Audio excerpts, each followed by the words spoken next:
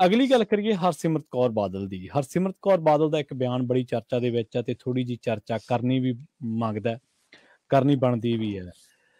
ਉਹਨਾਂ ਨੇ ਇਹ ਗੱਲ ਕਹੀ ਹੈ, ਮੁੱਖ ਮੰਤਰੀ ਦੇ ਉੱਤੇ ਨਿਸ਼ਾਨਾ ਸਾਧਿਆ ਸ਼ਰਮਾ ਜੀ। ਉਹ ਕਹਿ ਰਹੇ ਨੇ ਕਿ ਆਮ ਹੀ ਸੜਕਾਂ ਦੇ ਉੱਤੇ ਜਦੋਂ ਲੰਘੀ ਦਾ ਤੇ ਉੱਥੇ ਲਿਖਿਆ ਹੁੰਦਾ ਡੋਂਟ ਡਰਿੰਕ ਐਂਡ ਡਰਾਈਵ, ਮਤਲਬ ਪੀ ਕੇ ਗੱਡੀ ਨਾ ਚਲਾਓ। ਤੇ ਪਰ ਕਹਿੰਦੇ ਕਿ ਡਰਿੰਕ ਐਂਡ ਡਰਾਈਵ ਤਾਂ ਇਕੱਠੀਆਂ ਕੀਤੀਆਂ ਜਾ ਰਹੀਆਂ ਨੇ। ਭਗਵੰਤ ਮਾਨ ਦਾ ਨਾਂ ਲੈ ਕੇ ਉਹਨਾਂ ਨੇ ਕਿਹਾ ਕਿ ਸਟੇਟ ਨੂੰ ਡਰਿੰਕ ਕਰਕੇ ਡਰਾਈਵ ਕੀਤਾ ਜਾ ਰਿਹਾ।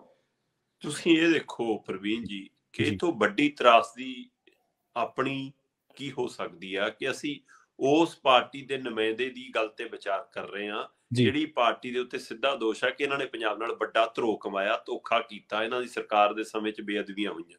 ਬਿਲਕੁਲ ਸਹੀ ਹੈ। ਪਰ ਇਹ ਮੌਕਾ ਰਾਜਨੀਤਿਕ ਲੋਕਾਂ ਨੂੰ ਹਥਿਆਉਣਾ ਕਿਵੇਂ ਆਉਂਦਾ, ਤੁਸੀਂ ਇਹ ਦੇਖੋ ਕਿ ਜਦੋਂ ਹਰਸਿਮਰਤ ਕੌਰ ਹੋਰਾਂ ਦੀ ਪੰਜਾਬ 'ਚ ਸਰਕਾਰ ਸੀ, ਇਹਦੇ ਸਹੁਰਾ ਸਾਹਿਬ ਤੇ ਇਹਦੇ ਘਰ ਵਾਲੇ ਮੁੱਖ ਮੰਤਰੀ ਤੇ ਉਪ ਮੁੱਖ ਮੰਤਰੀ ਸੀ ਜੀ, ਤਦ ਪੰਜਾਬ 'ਚ ਬੇਅਦਬੀਆਂ ਹੁੰਦੀਆਂ, ਉਹਨਾਂ ਦੀ ਸਰਕਾਰ ਦੇ ਸਮੇਂ ਹੁੰਦੀਆਂ, ਤੇ ਉਸ ਤੋਂ ਬਾਅਦ ਰਾਜ ਕੈਪਟਨ ਦਾ ਵੀ ਆ ਜਾਂਦਾ ਤੇ ਬੀਬੀ ਮੰਤਰੀ ਵੀ ਰਹਿੰਦੀ ਹੈ ਤੇ ਮੰਤਰੀ ਤੋਂ ਲੈ ਵੀ ਜਾਂਦੀ ਹੈ। ਇਸੇ ਸੰਸਦ 'ਚ ਮੂੰਹ ਨੀਵਾਂ ਕਰਕੇ ਬੈਠੀ ਹੁੰਦੀ ਹੈ ਤੇ ਭਗਵੰਤ ਮਾਨ ਬਾਹਾਂ ਖੜੀਆਂ ਕਰ ਕਰਕੇ ਬੋਲ ਰਿਹਾ ਹੁੰਦਾ।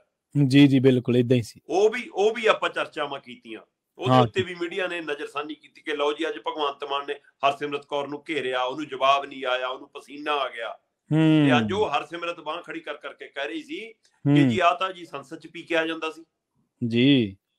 ਤੇ ਜਦੋਂ ਉਹ ਕਹਿ ਰਹੀ ਸੀ ਤਦ ਸਣੇ ਗ੍ਰਹਿ ਮੰਤਰੀ ਸਾਰੀ ਸੰਸਦ ਹੱਸ ਰਹੀ ਸੀ। ਬਿਲਕੁਲ ਮਤਲਬ ਇਹ ਮਜ਼ਾਕ, ਇਹ ਤੰਜ ਮੁੱਖ ਮੰਤਰੀ ਤੇ ਨਹੀਂ ਸੀ, ਇਹ ਪੰਜਾਬ ਤੇ ਸੀ। ਉਹ ਪੰਜਾਬ ਦਾ ਮੁਖੀ ਹੈ।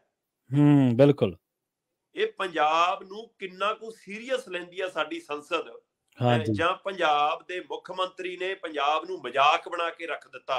ਇਹ ਉਹਦਾ ਨਜ਼ਾਰਾ ਮੈਂ ਕੱਲ ਭਾਰਤੀ ਸੰਸਦ 'ਚ ਤੱਕਿਆ ਜੀ। ਇਹ ਸਾਡੇ ਸਾਰਿਆਂ ਲਈ ਨਮੋਸ਼ੀ ਦੇ ਪਲ ਸੀ ਉਹ ਕਿ ਪੰਜਾਬ ਦੀ ਉਹ ਚੁਣੀ ਹੋਈ ਨੁਮਾਇੰਦਾ ਪੰਜਾਬ ਦੇ ਹੀ ਮੁੱਖ ਮੰਤਰੀ ਦੇ ਉੱਤੇ ਜਿਹੇ ਜਿਹੇ ਸਿੱਧੇ ਦੋਸ਼ ਮੜ ਰਹੀ ਸੀ ਜੀ। ਹੁਣ ਉਹ ਸਾਬਤ ਹੋਣੇ ਬਹੁਤ ਦੂਰ ਦੇ ਪਹਿਲੂ ਨੇ ਜੀ, ਪਰ ਇੱਕ ਧਾਰਨਾ, ਇੱਕ ਕਿਰਦਾਰਕੁਸ਼ੀ ਜਿਹੋ ਜਿਹੀ ਬਣ ਜਾਵੇ ਫਿਰ ਉਹ ਤੋੜਨੀ ਬਹੁਤ ਔਖੀ ਆ।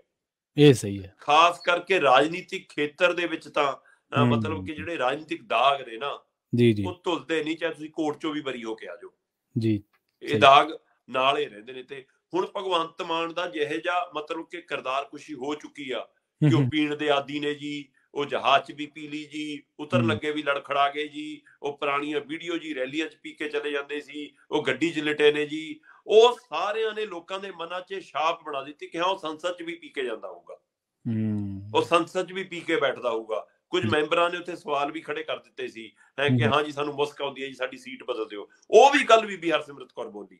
ਸੋ ਮੈਂ ਇਸ ਲਈ ਕਹਿ ਰਿਹਾ ਕਿ ਪੰਜਾਬ ਦੇ ਮੁਖੀ ਤੇ ਜਦੋਂ ਸਵਾਲ ਉੱਠਿਆ ਤਾਂ ਮਤਲਬ ਪੰਜਾਬ ਦਾ ਮਜ਼ਾਕ ਉਡਿਆ ਜੀ ਜੀ, ਪਰ ਸਾਡੇ ਮੁੱਖ ਮੰਤਰੀ ਸਾਹਿਬ ਨੂੰ ਤਾਂ ਵੀ ਸ਼ਰਮ ਨਹੀਂ ਆਈ। ਉਹ ਸਾਹਮਣੇ ਆ ਕੇ ਬੋਲਦੇ ਨਾ ਜੀ, ਜਵਾਬ ਦਿੰਦੇ। ਫਿਰ ਕੱਲ ਜਿਹੜੇ ਸੰਸਦ 'ਚ ਬੋਲਦੇ ਸੀ ਕੱਲ ਕਿਉਂ ਨਹੀਂ ਬੋਲੇ ਜੀ? ਸਹੀ ਹੈ। ਸੋ ਇਸ ਲਈ ਉਹਨਾਂ ਨੂੰ ਤੱਥ ਰੱਖਦੇ ਫਿਰ ਕਰ ਲੈਣ ਹੁਣ ਬੀਬੀ ਤੇ ਮਾਲਾਨੀ ਦਾ ਕੇਸ। ਕਿਹਾ ਬੀਬੀ ਸਾਬਤ ਕਰ ਤੂੰ ਕਿਵੇਂ ਮੇਰੇ ਤੇ ਦੋਸ਼ ਲਾ ਰਹੀਆਂ ਹੈ ਜੀ ਜੀ ਜੀ, ਸਹੀ ਹੈ। ਉਹਨੇ ਸਿੱਧਾ ਕਿਹਾ, ਕਹਿੰਦੀ ਜੀ ਪੰਜਾਬ 'ਚ ਥਾਂ ਤਾਂ ਬੋਰਡ ਲੱਗੇ ਨੇ ਡੋਂਟ ਡਰਿੰਕ ਨੋ ਡਰਾਈਵ, ਹੈ ਨਾ, ਕਿ ਜੇ ਤੁਸੀਂ ਦਾਰੂ ਪੀਤੀ ਆ, ਕੋਈ ਨਸ਼ਾ ਕੀਤਾ, ਤੁਸੀਂ ਡਰਾਈਵ ਨਹੀਂ ਕਰ ਸਕਦੇ। ਕਹਿੰਦੀ ਜੀ ਇੱਥੇ ਡਰਿੰਕ ਵੀ ਹੋ ਰਹੀ ਆ ਤੇ ਸਟੇਟ ਨੂੰ ਡਰਾਈਵ ਵੀ ਕੀਤਾ ਜਾ ਰਿਹਾ। ਉਹ ਕਹਿੰਦੀ ਜੀ ਤਾਂ ਦਾਰੂ ਪੀ ਕੇ ਸੰਸਦ 'ਚ ਵੀ ਆਉਂਦੇ ਸੀ, ਦਾਰੂ ਪੀ ਕੇ ਸੂਬਾ ਵੀ ਚਲਾ ਰਹੇ ਨੇ।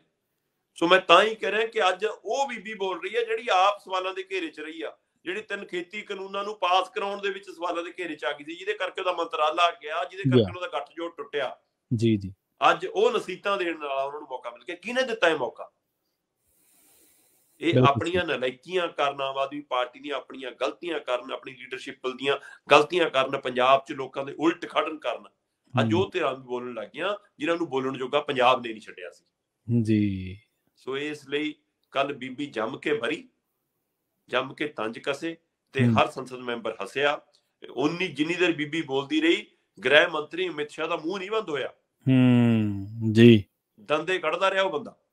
ਬਿਲਕੁਲ ਬਿਲਕੁਲ। ਪਤਾ ਨਹੀਂ ਉਹ ਇਹਨਾਂ ਦੀ ਮਤਲਬ ਬੋਲ ਤੇ ਹੱਸ ਰਿਹਾ ਸੀ, ਪਤਾ ਨਹੀਂ ਉਹ ਭਗਵੰਤ ਮਾਨ ਵਾਲੀ ਕਾਰਗੁਜ਼ਾਰੀ ਤੇ ਹੱਸ ਰਿਹਾ ਸੀ, ਪਤਾ ਨਹੀਂ ਉਹ ਪੰਜਾਬ ਦੇ ਨਿਕਲ ਰਹੇ ਇਸ ਮਜ਼ਾਕ ਤੇ ਹੱਸ ਰਿਹਾ ਸੀ। ਉਹ ਰਾਜਨੀਤਿਕ ਹਾਦਸਾ ਬਹੁਤ ਮਾਇਨੇ ਰੱਖਦਾ ਸੀ। ਇਹਦੇ ਲਈ ਪੂਰਾ ਪੰਜਾਬ ਕੱਲ ਸ਼ਰਮਸਾਰ ਸੀ।